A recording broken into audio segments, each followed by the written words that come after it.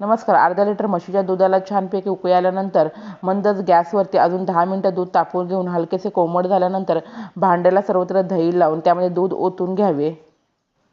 दूध शांत होईपर्यंत चमचा त्यामध्ये स्थिर ठेवला की छान घट्टसर असे दही लागले जाते.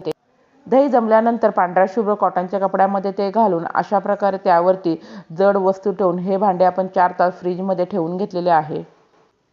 दह्यातील पाणी पूर्णपणे निघाल्यानंतर या ठिकाणी छान घट्टसर असा चक्का तयार झालेला आहे.